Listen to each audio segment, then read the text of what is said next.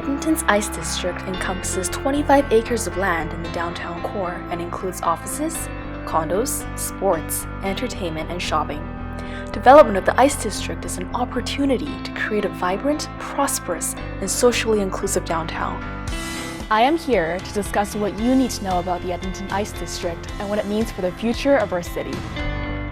Fort Hall, which is essentially a large pedway, is connecting the other parts of the pedway downtown to Rogers Place. It's a warm and inviting place so people can hang out there and certainly meet there and visit friends. That portion of it is really intended to be the public face of it. So you don't need to buy a ticket, you don't need to be going somewhere in particular. So it is inviting and welcoming for all.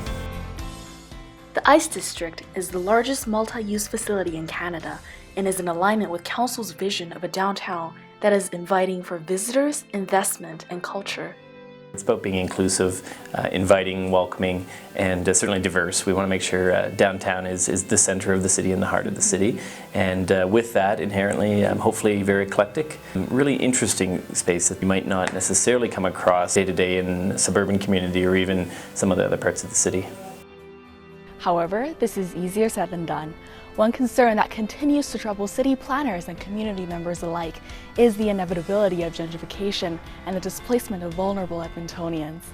Gentrification is a process by which wealthier city dwellers and private capital move into inner-city, low-value neighborhoods, raising the value of land and real estate.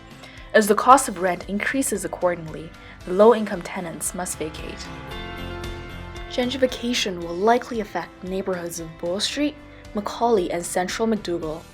These neighborhoods are particularly vulnerable because, compared to the rest of Edmonton, they house a disproportionate number of low-income residents who depend on low rental rates and proximity to the downtown core. According to the 2016 municipal census data, almost 70% of Bull Street residents rent their dwellings, and almost one-third of residents make less than $30,000 per year in household income. In addition, many residents are employed downtown and rely on transit to commute. The culmination of these factors mean that when rent costs soar, many Edmontonians living in financially precarious situations may be priced out of their home and no longer able to get to work. Though Rogers Place has committed to hiring local workers and paying them well, no similar promises have been made by other businesses, and the economic safety of people living in these low-income neighborhoods may be in jeopardy. Already, all of the tenants living in the historic McDonald building have been forced out of their residence and must now find alternative affordable housing. The City of Edmonton has created the Affordable Housing Strategy to take effect from 2016 to 2025 to ensure an adequate supply of permanent affordable housing, preventing people from becoming homeless. However, the city cannot combat gentrification on its own. Concerned citizens and developers must come together to ensure that downtown remains inclusive and safe for all Edmontonians.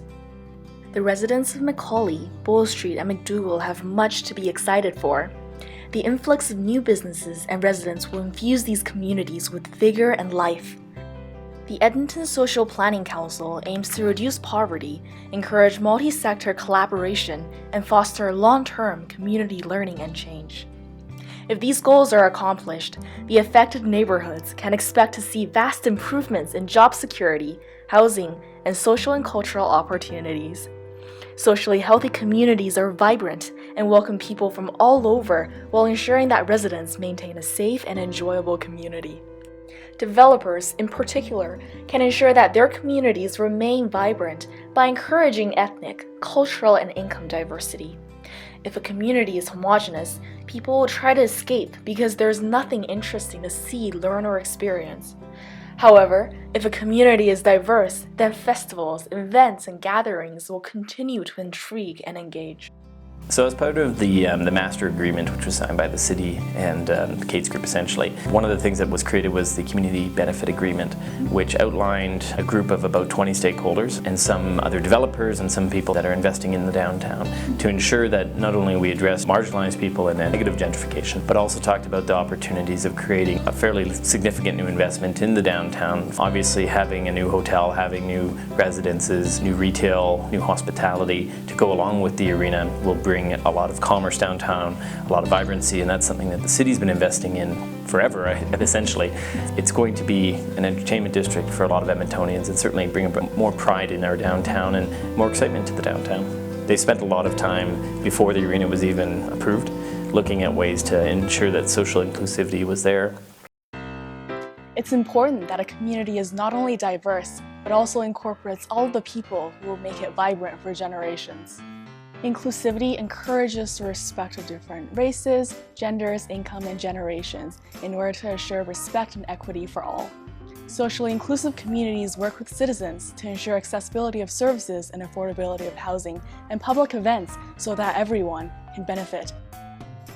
Social inclusion is too often considered a sentiment rather than a strategy for economic, personal, and community success. The affordances made to create a socially inclusive community benefits everyone because access for some is access for all. For example, when the Los Angeles Staples Center Arena was built in 1999, the developer agreed to pay $1 million to develop parks and recreations in the area. These parks are accessible for all and are spaces where citizens from all over the city can gather and flourish.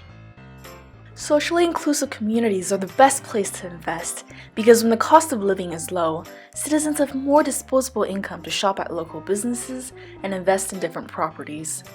These communities are responsible, vibrant, and sustainable, all trademarks of what an Edmonton community should aspire to be.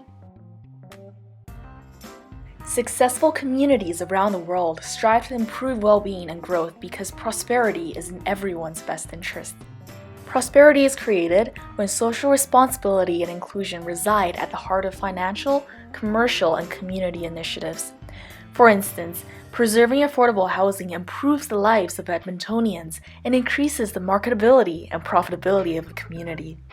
Citizens, developers, and invested parties can push for the creation of a Canadian housing tax credit, where developers can sell tax credits to investors in exchange for the capital needed to build affordable housing.